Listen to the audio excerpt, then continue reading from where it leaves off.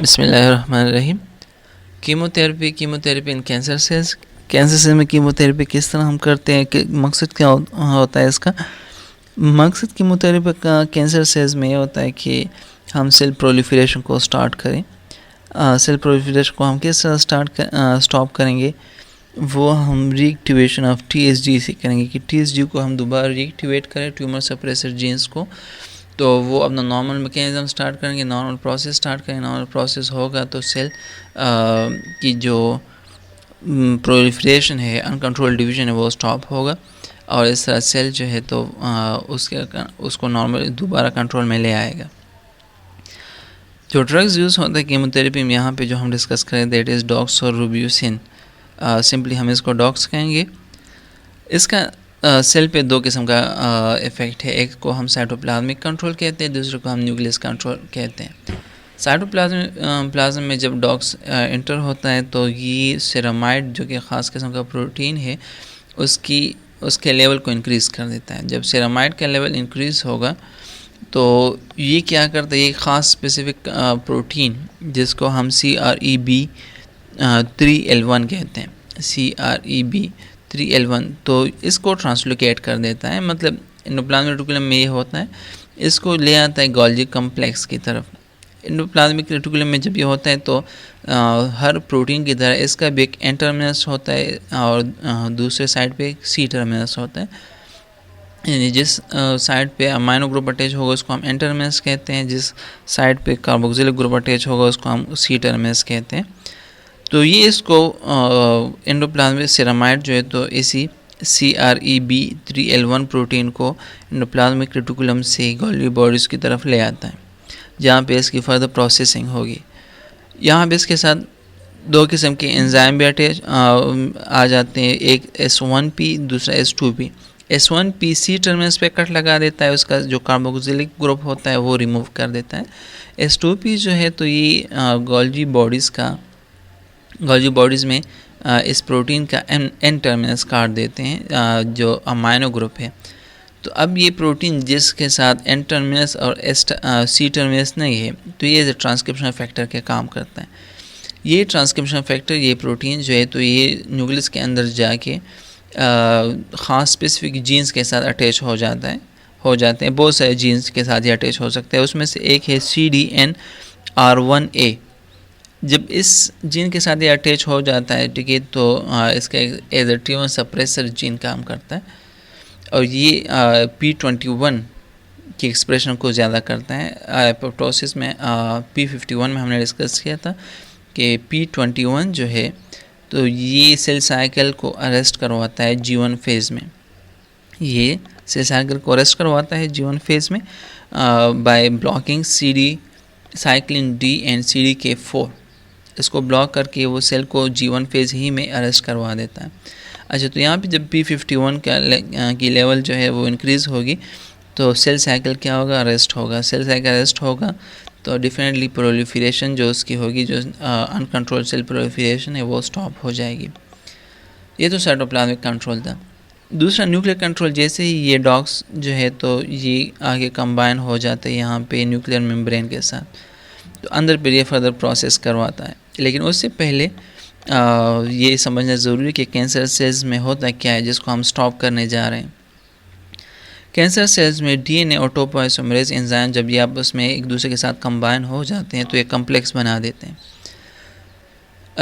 ये कम्प्लेक्स इस तरह होता है कि टोपोआइसोमरेज जो है DNA को अनवाइंड कर देता है, उसमें जो टेंशन होता है तो वो टेंशन रिमूव करवा देता है। Topoisomerase remove the tension present in the DNA to make open the gene, ठीक है, जीन को वो जाहिर करवा देता है, ठीक है, ट्रांसक्रिप्शन के लिए, एंजाइम एक्टिविटीज़ के लिए वो इसको ओपन करवा देते हैं। ओपन मतलब एक्सप्रेस करवा देते हैं, तो उस वहाँ पे फिर मैसेंजर आरएनए की सिंथेसिस हो जाती है और ट्रांसक्रिप्शन स्टार्ट हो जाती है। नॉर्मली इस टोपोआइसोमरेज का फंक्शन ये है।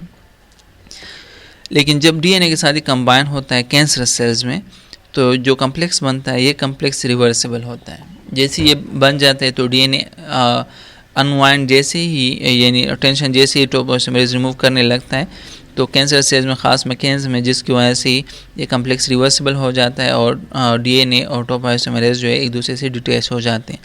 जब ये डिटैच होंगे तो जो यहाँ पे टेंशन है डीएनए में वो टेंशन ही रहेगा और जीन जो है तो वो ओपन नहीं होगा। जीन ओपन नहीं होगा तो डेफिनेटली वहाँ पे ट्रांसक्रिप्शन नहीं होगी। ट्रांसक्रिप्शन नहीं होगी तो जीन्स ऑफ रहेंगे। यहाँ पे कैंसर से किन जीन्स को ऑफ रखते हैं, वो TSGs को ऑफ रखते हैं, ट्यूमर सप्रेसर जीन को। तो ट्यूमर सप्रेसर जीन अगर वो एक्सप्रेस नहीं हो तो डेफिनेटली कैंसर ही होगा। तो यहाँ पे नॉर्मल सेल्स में क्या होता है, जब डीएनए और टोपोआइसोमरेज एक दूसरे के साथ कंबाइन होते हैं तो जो कम्प्लेक्स होता है तो लेस रिवर्सिबल होता है। जीन्स जो है तो एक्सप्रेस हो जाते हैं और फिर टोपोआइसोमरेज जो है तो रिमूव होता है और SRT ऑन रहता है। मतलब जब जीन्स की ट्रांसक्रिप्शन कंप्लीट होती है तो उसके बाद ये टोपोआइसोमरेज उससे डिटैच हो जाता है। लेकिन कैंसर सेल्स में टोपोआइसोमरेज डीएनए से पहले डायरेक्ट मतलब टेंशन रिमूव करने से पहले ही रिलीज हो जाता है। तो ये कम्प्लेक्स जो होते हैं तो ये रिवर्सिबल होता है, अनस्टेबल होता है। इस ड्रग्स के थ्रू हम इस कम्प्लेक्स को क्या करवा देते हैं, इसको हम स्टेबल करवा देते हैं, stabilising the complex making it irreversible.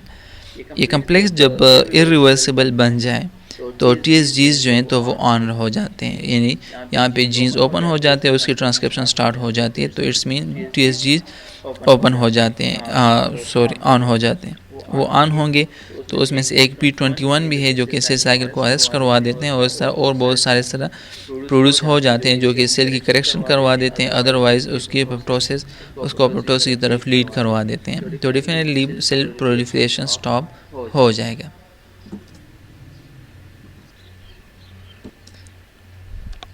अच्छा, यहाँ पे अब डिस्कस करते हैं कीमो रेजिस्टेंस कि किस तरह कैंसर सेल्स जो हैं तो वो इसी मुख्तलिफ़ किस्म के ड्रग्स को रेजिस्टेंस शो करते हैं। मतलब ये तो हमने अभी नॉर्मल पढ़ा कि ड्रग्स का जो मैकेनिज्म ऑफ एक्शन है वो किस तरह। यहाँ पे जो है वो हम कीमो रेजिस्टेंस डिस्कस करें। कीमो रेजिस्टेंस जो है तो वो इस तरह है कि कैंसर स्टेम सेल्स जो हैं उनमें ख़ास एबिलिटीज़ पाई जाती हैं जिसकी वजह से वो रेजिस्टेंस शो करते हैं। उसमें जो फर्स्ट है that is enhance drug efflux. क्या मतलब है इस पॉइंट का, सेल में ख़ास प्रोटीन ट्रांसपोर्टर प्रेजेंट होते हैं जिसको हम ABC ट्रांसपोर्टर कहते हैं कैंसर सेल्स में। जो जैसे ही ड्रग्स आ जाते हैं तो वो इस अपने एक्शन परफॉर्म करने से पहले ही उसको निकाल लेता है, जिसको हम क्या कहते हैं, ड्रग्स इफ्लेक्स कहते हैं। तो ड्रग्स को इतना टाइम नहीं मिलता कि वो अपना एक्शन परफॉर्म कर सके। दूसरा जो वो है decrease cellular Uptake of drugs. Cellular Uptake यानी बहुत सारे रिसेप्टर को वो बाइंड कर दे जिसके थ्रू ये ड्रग्स अंदर की तरफ आ सकता है। तो बहुत सारा ड्रग्स जो है तो वो सेल के अंदर आ ही नहीं सकता, बहुत कम ड्रग्स आ जाते हैं, वो भी फिर ABC ट्रांसपोर्टर के ज़रिए उसको बाहर निकाल देते हैं। तो ये भी और दूसरा पॉइंट है। Enhance DNA repair. DNA repair बहुत ज़्यादा हो जाता है, मतलब DNA रिपेयर अगर होगा कोई डैमेज नहीं होगी और सेल इसी तरह कंटिन्यूसली डिवाइड करेगा तो कोई सेल साइकिल अरेस्ट नहीं होगी और कोई एपोप्टोसिस नहीं होगा। तो ये भी एक और वो है। ALDH alter drug target. यहाँ पे हमने कहा कि ड्रग इफ्लेक्स इंक्रीज होता है। यहाँ पे वही बात कि ड्रग्स का टारगेट वो चेंज करवा देते हैं। फॉर लेट सपोज अगर वो एंडोप्लाज्मिक रेटिकुलम को टारगेट कर रहा है तो वो एंडोप्लाज्मिक रेटिकुलम के बजाय गोल्गी बॉडी इसको टारगेट कर देता है, ठीक है, या टारगेट करने से पहले ही उसको बाहर निकाल दिया जाता है, या ड्रग डिटॉक्सिफिकेशन ड्रग्स का जो अपना इफेक्ट है उसको ख़त्म करवा देते हैं। इसके अलावा CSC में म्यूटेटेड P53 होता है। म्यूटेटेड P53 में एक अमीनो एसिड है जिसको हम विलिन कहते हैं। उस विलिन की वजह से यहाँ पे म्यूटेटेड P53 में विलिन की वजह से ये क्या करती है, उनको जीन रास को इंड्यूस करवा देता है, उसको एक्टिवेट करवा देता है और कैंसर मज़ीद स्पीड अप हो जाता है।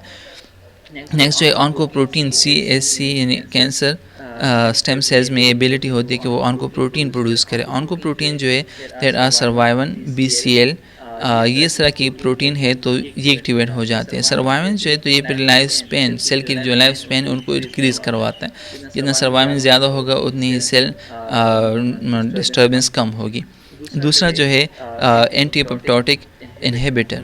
एपोप्टोटिक इनहिबिटर वो इंक्रीज़ करवा देते हैं जो कि एपोप्टोसिस को इनहिबिट करते हैं और मुख्तलिफ़ किस्म के जो एक्सट्रिंसिक और इंट्रिंसिक पाथवे है एपोप्टोसिस के उनको स्टॉप करवा देते हैं। तो ये बेसिक काम है ऑन्कोप्रोटीन का।